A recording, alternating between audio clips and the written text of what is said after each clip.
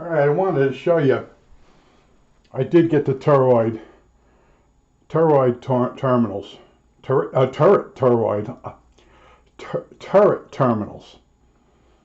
Okay, here's the one I found inside a command radio. I ordered some from eBay. Got 43. I don't know how they decide how many go in a bag, but there's 43, and they extensively wrap them in this stuff, and then they put them in a padded pack. Okay, so they get the award for eBay for the best packed. Here's the name. Here's their name. Okay. Now, I also got a 1 Henry choke shipped in a soft plastic bag. Okay, and it's got a dent in it, and the ear is bent. This is what happens. You got people on eBay that don't know how to pack stuff, don't understand anything, and it did survive. This is for a possible future power supply. But that's the problem I'm running into. Now, I also wanted to tell you, the transformers are going for really big money. Something like this can go as high as $95 on eBay. Okay, what the person does is, like I told you, they put 110 across the two blacks, and then they measure the leads, and then they tell you the voltages, but they don't give you any of the currents. But like I said, you can fit it in the palm of your hand like this. It's less than 100 milliamps on the high voltage winding. As far as the filament windings, there are ways you can put resistors across it till the voltage drops to a certain percentage, and then you can figure out how much current it's good for. There are articles, but you know what? It's always good to use a transformer that you know what it is. All right, that's about it. Oh, and the Transformer King on eBay, that's what he does. He's got these, you'll see pictures of these, of transformers on a sheet of printer paper. And that's what he does. He just measures the voltage and sells it to you, and he gets good money for it. And it's basically, this is worth $5. Okay, it's not worth $59. It's not worth $95. At a ham flea market, the guy would be lucky to get $5 for this, sitting like this. Of course, if you put 110 volts across it and measure the windings and jot that down, then they become worth a lot of money. So be it. Okay. Now I wanted to tell you, I feel bad about this. There are people that aren't getting their shots, but I went over to get my booster because I don't want COVID. Okay. There was an outbreak in our neighborhood here. One of my really religious friends, prayed to God, prayed to Jesus. His wife got it, then he got it. Nobody died. They got viciously sick. That's the way people here are handling it. It's in the hands of God type of thing. Well, I'm not that kind of person. I was raised Episcopal. I'm basically an atheist now. I shot over to Walmart, and I saw my girl. I call her my girl. She gave me the last 2 shots. And I went up to her. I said, are you doing boosters? Yeah. I said, she goes, do you have your card? I go, yeah. So I pulled my card out. And she says, yeah, you can get a booster. So I said, all right. She says, it's going to be 15 minutes. I said, nah. I said, that's all I have scheduled for today. So I went over, and as I'm waiting for her to set up, or I think there was one guy ahead of me, there's 2 young boys there, and I look at them, and I know right away they're Jesus Christ of Latter-day Saints. They're Mormons. And the guy stands up and he walks over. He starts talking to me. I said, yeah, you're a Jesus Christ of Latter-day Saint. He's looking at me like, what? I said, you are, right? He goes, yeah, how'd you know that? I said, well, you're ridiculously clean cut for this area of the country. I didn't want to tell him he looked like a queer bait, a homo hole, a homo hole, a homo hole. Okay, they're out of place. And I kidded with him a little bit, but he wanted to preach to me, and I'm standing there waiting to get my shot. So I said, I'm waiting to get my shot. He says, well, I got my shot, and the other guy is waiting to get his shot. The other one got his shot the week before. So anyway, he starts on me, and I shut him down. I said, look, you know what Episcopal is? No. I said, well, maybe before you should go preach your religion, you should read up on what the other ones are.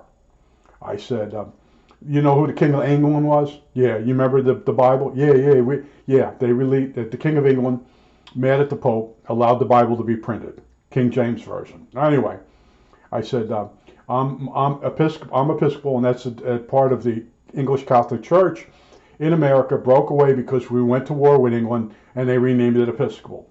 I said, the Episcopalians and the Quakers and a few other people sat down when they did the Constitution, and they realized their religions had been persecuted, so they decided to put down freedom of religion. And I said, if it wasn't for my guy and the Quaker and the other, I said, you guys, you'd have another religion. So anyway, it shut him down. He went away.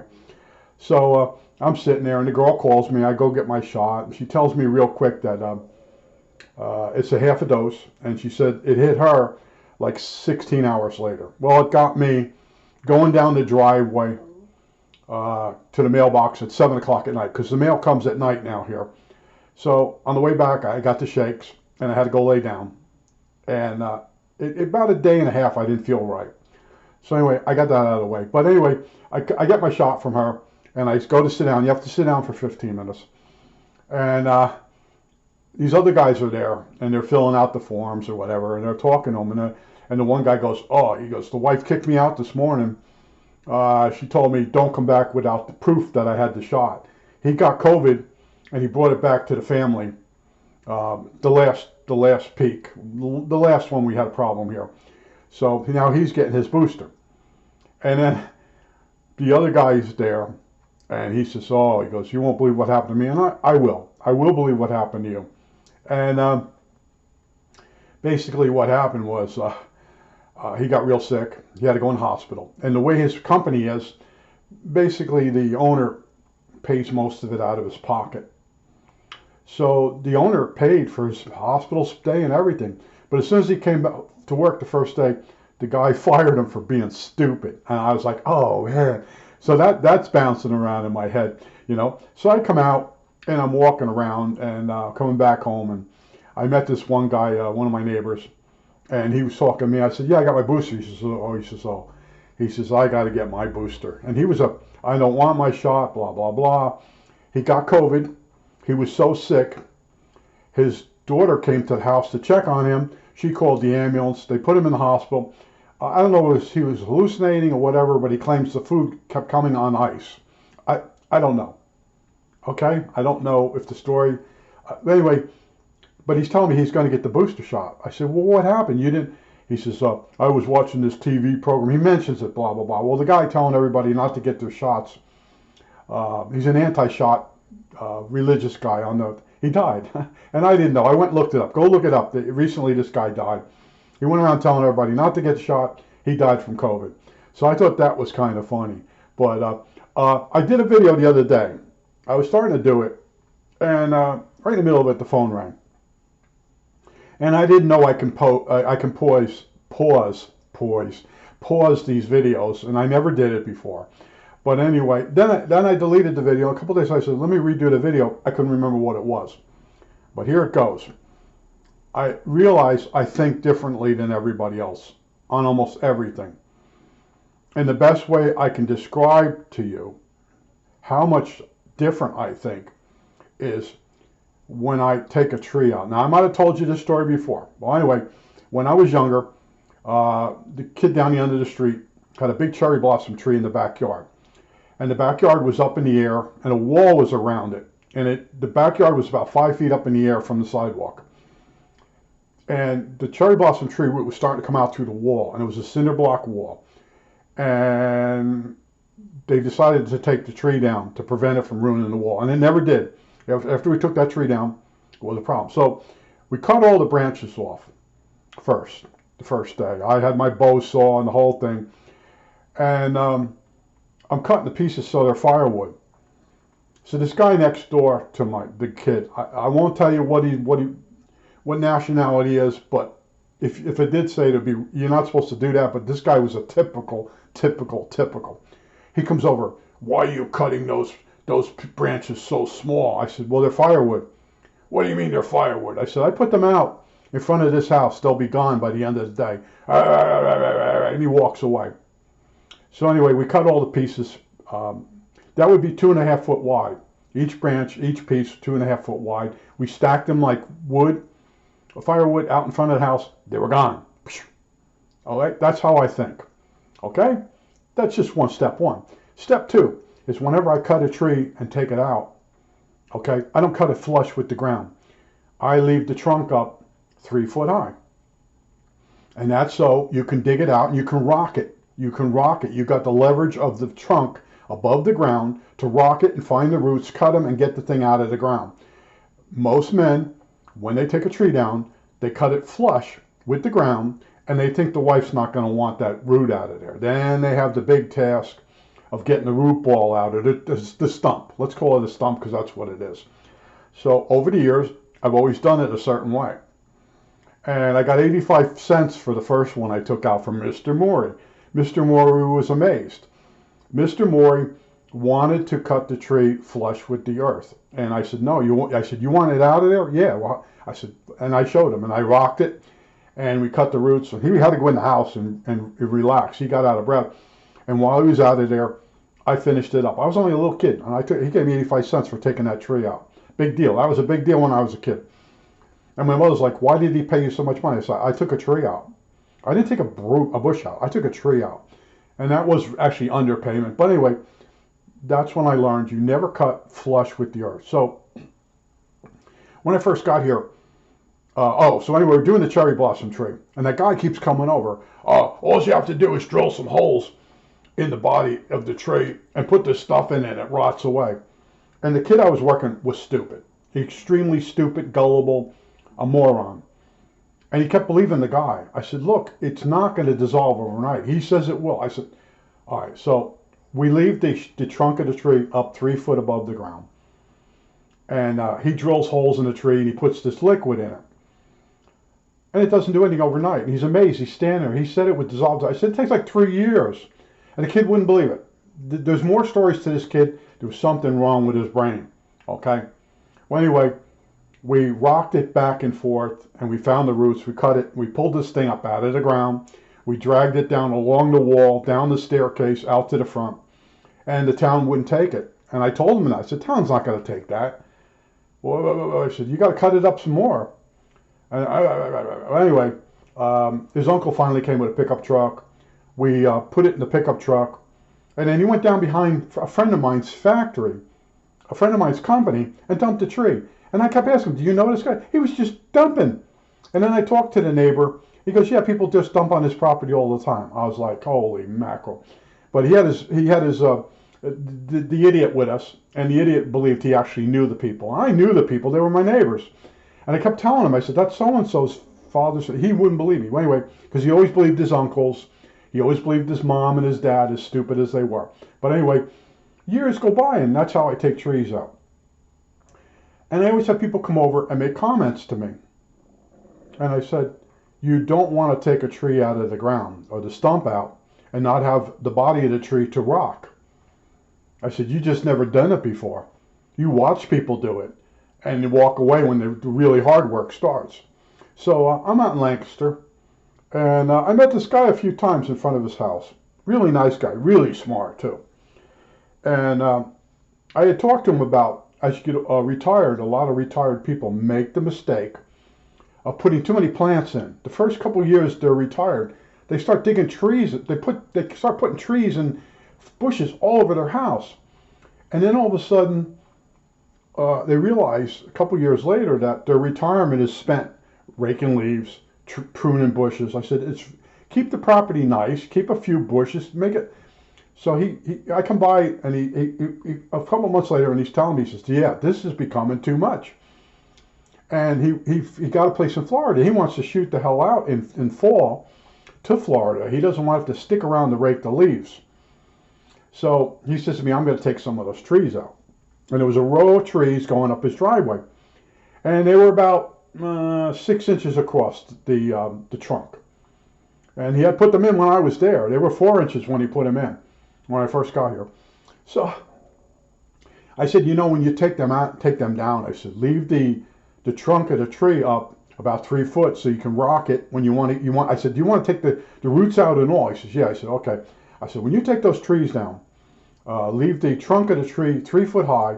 This gives you an ability to put a chain around it, because he's got a driveway there, put a chain around, pull it out with a truck, or you can rock it back and forth and find the roots. So I go by a couple days later, I go by and there's the trees are all gone, but there's the trunks are up 3 foot high. So I go around and a couple days later I go by and he's out there. He's getting ready to take one of them out or whatever. So I hung out with him and we took 1.5 out. He had already started one. I helped him with it. He says, "What a difference that makes, being able to rock the tree in order to find where those little roots are going, so you can cut them with an axe and get the whole thing out of the ground." I said, "Yeah." I said, "This is something I just started doing." And I said, "I get a lot of annoyances from people. Why are you doing it that way?" Of course, the people that say that to you, mostly women, have never taken a tree out of the ground in their life. You know, they pull tulips out and pansies and stuff like that. But anyway, me and him, he had started a tree. We got that one out, and then we did another one, and there were 2 more left. Next time I went by the house, the other 2 were gone. So years go by, absolute years go by, because I'm here like 13 years. I'm at a yard sale, and there he is, and I'm talking, and he's telling me about this tree he took down in the backyard. And what I didn't realize was he was telling me he used my method. And I totally forgot that. You know, yeah, you rock it, you can find the roots. It's like a piece of cake. If you really can't do it, then you can get a chain around it. And, you know, underneath the roots, around the body of the trunk of the tree, and then to the truck, and you can pull it out. Or at least pull forward on the truck and start see where the roots are and cut them with an axe and do it that way.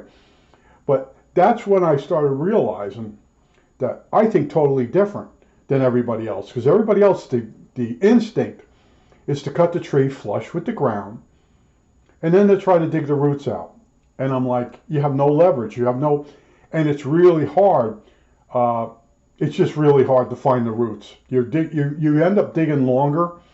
The other thing too is when you start digging around roots, it's very hard. You have to have like a tulip, I think it's a tulip shovel. It's a long, slender shovel.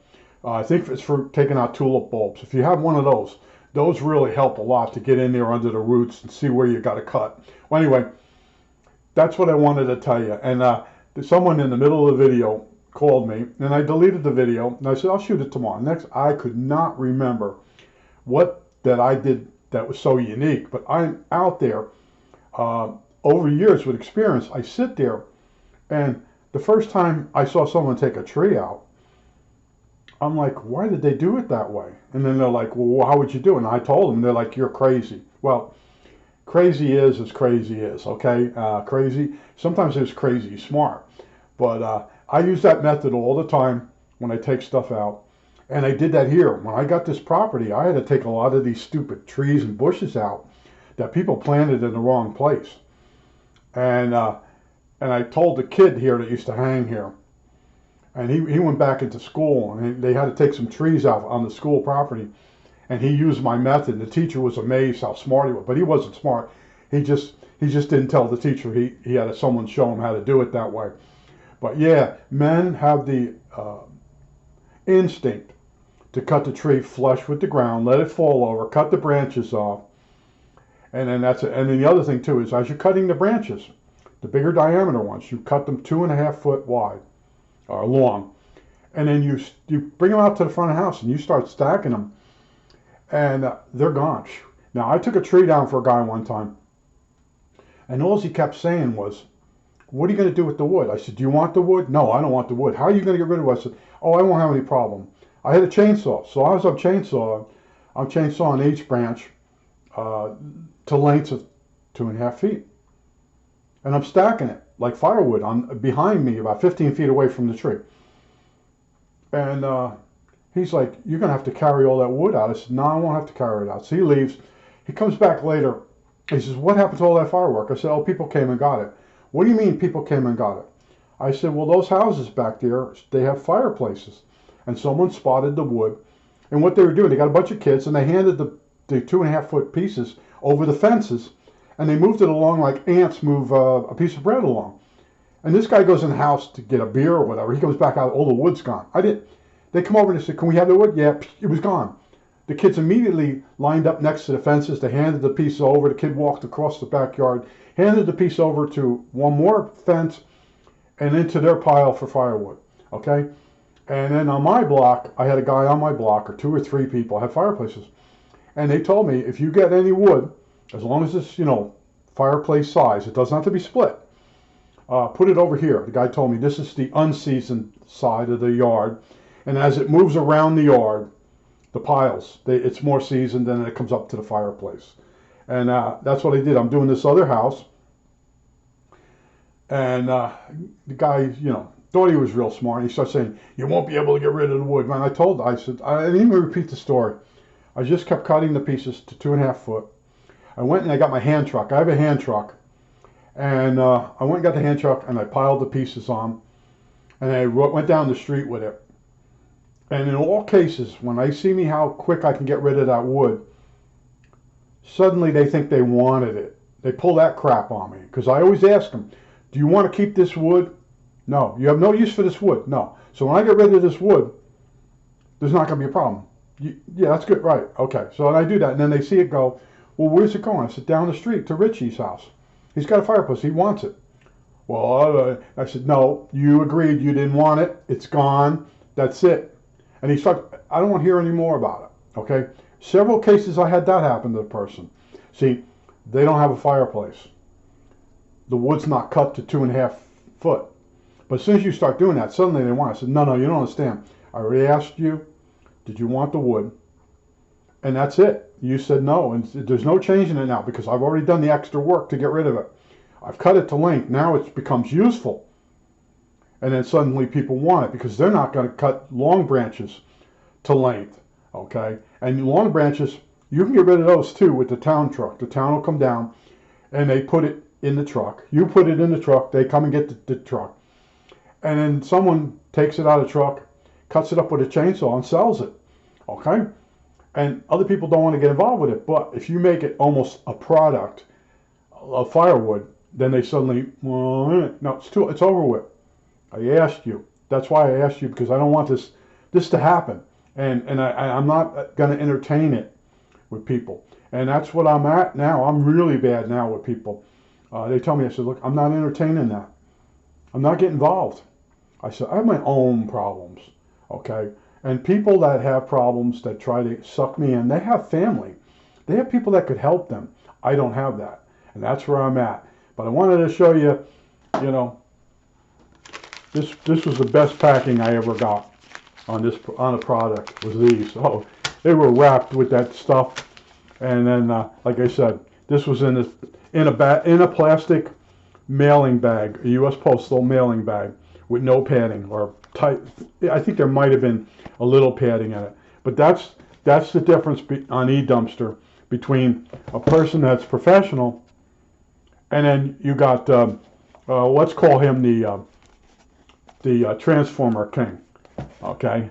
And yeah, all the stuff you buy on eBay, a lot of my stuff gets damaged.